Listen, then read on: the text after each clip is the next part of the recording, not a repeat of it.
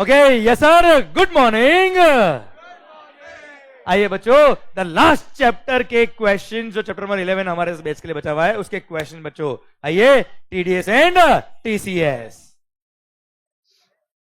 देखते हैं किसमें कितना है दम। whether the rate of tax of 0.5% notified under section 52 of the CGST Act or SGST Act or a combination of both CGST और SGST, you tell me TCS का rate of tax क्या है बेटा? 0.5% IGST अगर है तो बेटा, और CGST और SGST तो 0.25% of the net value of taxable supplies बेटा। हाँ है ना भाई? यस, तो 0.5 इज द करेक्ट आंसर बेटा।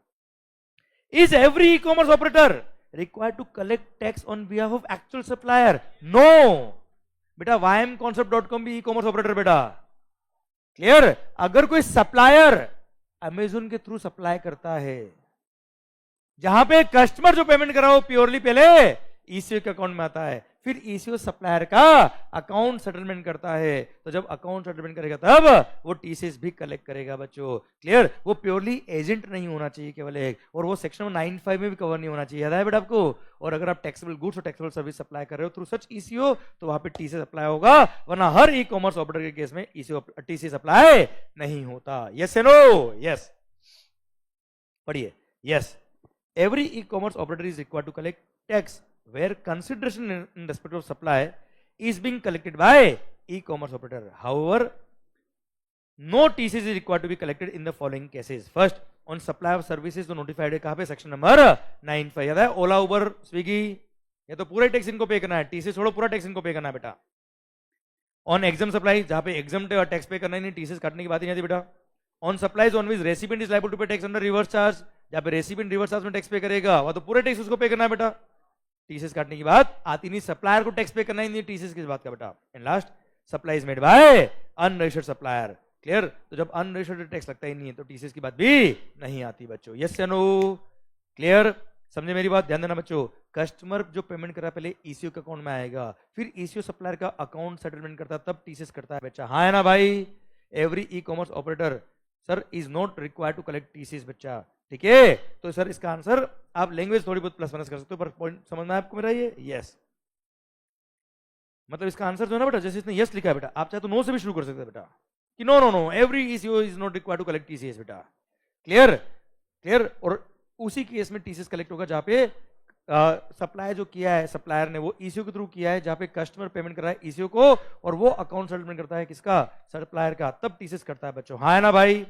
क्लियर? और बाकी के पॉइंट भी आप लिख देना बेटा। यस या नो? चलिए, state whether the provisions relating to tax collected at source under section number 52 of the CGST Act will be applicable if Phyton Limited, Titan की जगह Phyton Limited, sells watch on its own through its own website बेटा, खुद की website से खुद की goods बेच रहा है, क्या टीसीएस कलेक्ट होगा क्या बेटा? नहीं। अभी समझना है बेटा आपको ये?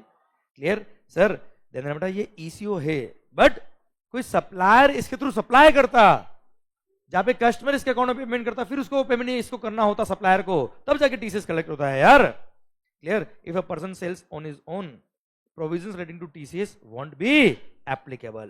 Question number 4, there is no onus of filing monthly और एनुअल स्टेटमेंट बाय ईसीओ। क्या इसको मंथली और एनुअल स्टेटमेंट फाइल नहीं करना पड़ता है?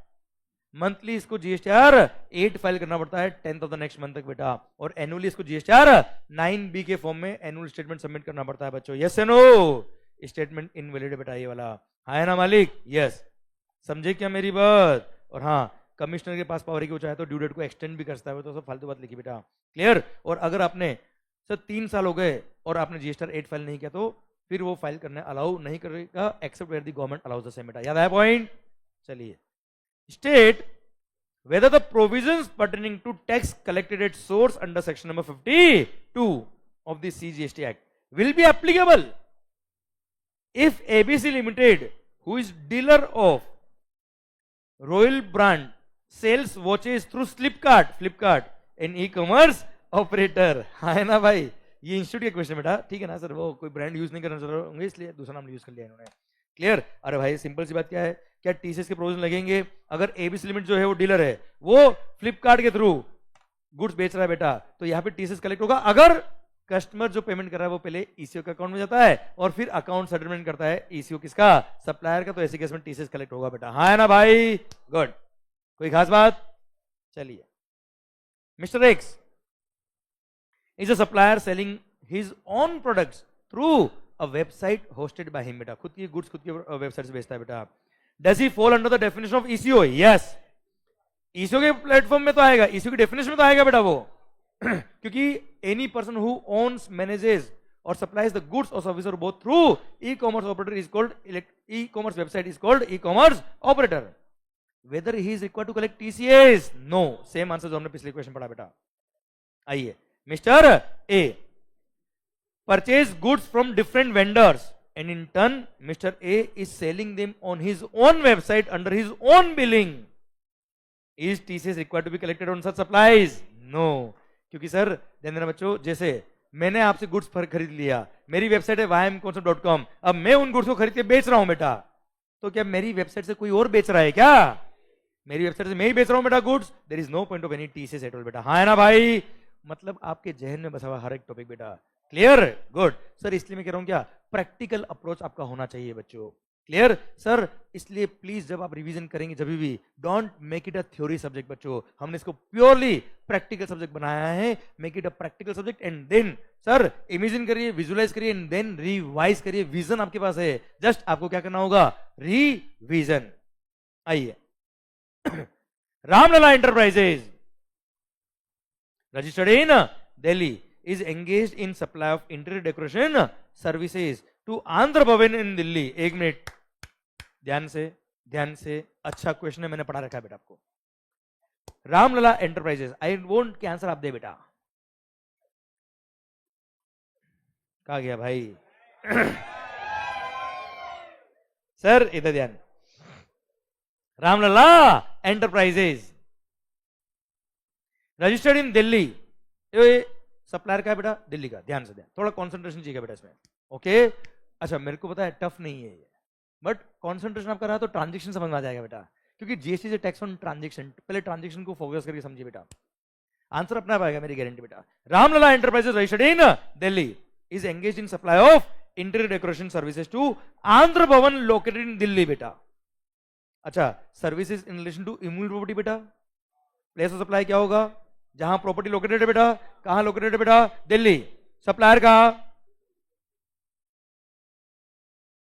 दिल्ली, प्लेस ऑफ सप्लाई क्या है, दिल्ली। अब देखते हैं, service contract is entered into with the government of Andhra Pradesh which is registered only in the state of Andhra Pradesh बेटा। दिल्ली भाई, आंध्र प्रदेश गवर्नमेंट कहां रजिस्टर्ड है, आंध्र प्रदेश में, सप्लायर कहां है, दिल्ली में, प्लेस ऑफ सप्लाई भी क्या है, तो वो sir bill pay CGST and Delhi का एजीएसटी लगाएगा बेटा। हाँ है ना भाई? अब आगे बढ़ो, the total contract value inclusive GST is 15,50,000 बेटा and payment for the same is due in the October 23 बेटा। सर आप मुझे बताइए, 15,50,000 का वैल्यू है इंक्लूडिंग जीएसटी बेटा, मतलब 2.5 लाख से तो ऊपर ही है ना यार।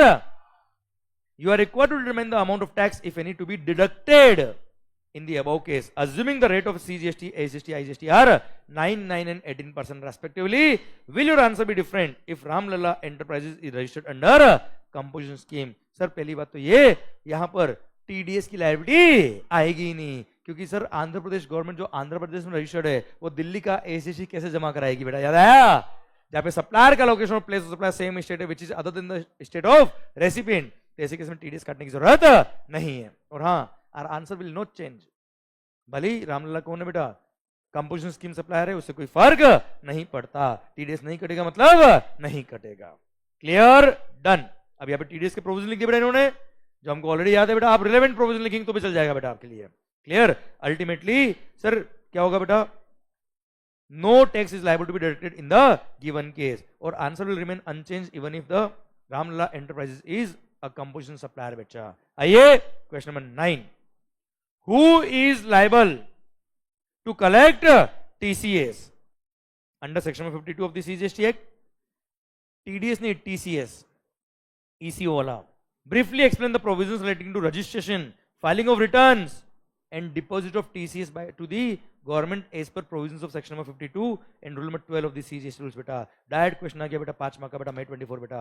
सर अब किसको TCS कलेक्ट करना होता है? एवरी, मैं प्रोविजन बोल रहा हूं और कुछ नहीं बेटा, एवरी इलेक्ट्रॉनिक कॉमर्स ऑपरेटर जिसके थ्रू अगर कोई सप्लायर टैक्सेबल गुड्स और टैक्सेबल सर्विसेज सप्लाई कर रहा है और कस्टमर जो पेमेंट करता है वो कहां करता है? ईसीओ को करता है और फिर ईसीओ अकाउंट सेटलमेंट करता है सप्लायर का, तो ऐसे केस में टीसीएस कलेक्ट करना पड़ता है. The rate of TCS is 0.25% CGST, 0.25% SGST, पर अगर इंटरस्टेट है तो 0.5% आईजीएसटी बेटा. Clear? Plus sir every ECO who is required to get itself registered, who is required to collect TCS is required to get itself registered compulsorily under section 24 बेटा. Registration के लिए apply करेंगे बेटा इन दी prescribe form, और इनके लिए 3 working day में registration application process होके रजिस्ट्रेशन सर्टिफिकेट इनको मिल जाता है बेटा. बाकी नॉर्मल लोगों के लिए 7 दिन है बेटा. हाँ है ना भाई? क्लियर? और क्या बचा है? रजिस्ट्रेशन हो गया बेटा. Filing of return, every month they need to file the return in form number GSTR 8. Monthly base पे होता है, 10th of the next month तक होगा बच्चों. Clear? Deposit of TCS amount 10th of the next month तक इसको deposit करना पड़ेगा टीसीएस अमाउंट को along with the filing of the return बेटा. हाँ है ना भाई? क्लियर? समझे मेरी बात? और साल जब खत्म होगा तब फाइनेंशियल खत्म होने के बाद 31st ऑफ दिसंबर या उससे पहले पहले इसको एक एनुअल स्टेटमेंट भी सबमिट करना पड़ता है. भारत माता की जय. कोई टफ है क्या बच्चों? ओहो लास्ट क्वेश्चन था क्या? आइए बच्चों एमसीक्यूज. एमसीक्यूज क्या? MCQ okay sir. Messrs kids Bazaar private limited registered in Maharashtra, sells kids clothing, sells kids clothing via an e-commerce operator that is chemp.com. Mr. Dhruv placed an order of 10 sets of ethnic wear in different colors, each costing rupees 5,000 बेटा. GST at the rate of 18% is not included on. Clear? इसने order किया 10 set का बेटा, 5,000 रुपए का एक set है बेटा, मतलब 50,000 का इसने ऑर्डर किया बच्चे. क्लियर? 18% जीएसटी अलग से बेटा. 20 जनवरी 2023 को ऑर्डर किया. However, he returned 2 sets back after 2 days in according with the exchange policy of Champ dot com बेटा. 2 दिन में इसने शर्ट क्या कर दिए? रिटर्न. 20 जनवरी को आया, ऑर्डर किया, 22 जनवरी को रिटर्न कर दिया बेटा इसने. क्लियर? 2 शर्ट मतलब 10,000 के शर्ट इसने रिटर्न कर दिए बेटा. Determine the value of supply on which Champ dot com should collect TCS from the kids Bazaar private limited बेटा. आप मुझे बताओ टीसीएस कौन सा अमाउंट पे कलेक्ट होता है? Net value of taxable supply. उस दिन मैंने एग्जांपल दिया था मुकुंद भाई का कि मुकुंद भाई ने 1000 शर्ट बेचे और 900 शर्ट वापस आ गए बेटा. याद है बेटा? फिगर कुछ चेंज था बेटा. क्लियर? तो 100 जो इसने सेल किया net value of taxable supply, उसी पे इसको टीसीएस कलेक्ट करना है ईसीओ को बेटा. हाँ है ना भाई? तो इस एग्जांपल में 40,000 इस आंसर. इसी के साथ क्योंकि वैल्यू पे टीसीएस कलेक्ट होता है, जीएसटी के अमाउंट पे टीसीएस कलेक्ट करने की जरूरत नहीं होती है. और net value of taxable supply without GST. Clear? 40,000 is the answer जिस पे टीसीएस कलेक्ट होगा. और इसी के साथ भारत माता की, भारत माता की. और इसी के साथ ये पूरा टॉपिक जीएसटी का, गुड्स एंड सर्विसेज टैक्स का, I hope along with all the chapters all the question खत्म होता है अब. आई hope you enjoyed the GST बेटा. क्लियर? अच्छा, जो गूगल ड्राइव में है बच्चों आपके लिए होता है ये टीडीएस चैप्टर के बाद में होगा, पर सर एक्चुअली ये लेक्चर लास्ट चल रहा है अभी हमारा. क्लियर? आई होप जो भी बच्चे ऑनलाइन लेक्चर देख रहे हैं आई होप आपको भी मजा आया बेटा. क्लियर? एंड आई होप हमने हर चैप्टर को सर हर टॉपिक को प्रैक्टिकल एग्जांपल के साथ पढ़ा, इससे आपको समझना है कि प्रैक्टिकल स्टडी क्या होती है बच्चों. क्लियर? प्रैक्टिकल अप्रोच किसको कहते हैं बच्चों. I hope you got the entire point and I hope you enjoyed a lot बेटा. Clear? Thank you so much. देखो शुरुआत के 1-2 दिन लगते हैं वेवलेंथ मैच होने में बेटा, क्योंकि मैं किसी और एरिया से हूं, आप किसी अलग अलग एरिया से हो बेटा. 1-2 दिन लगते हैं वेवलेंथ मैच होने पर उसके बाद जो मोमेंटम बना होगा बेटा आपका. क्लियर? आई होप पूरा जीएसटी समझ में आया बच्चा आपको. अरे clear? Thank you so much. Thank you guys for keeping so much patience and thanks lot for your kind support and keep blessing. Clear? And दुआ में जरूर याद रखिएगा बेटा.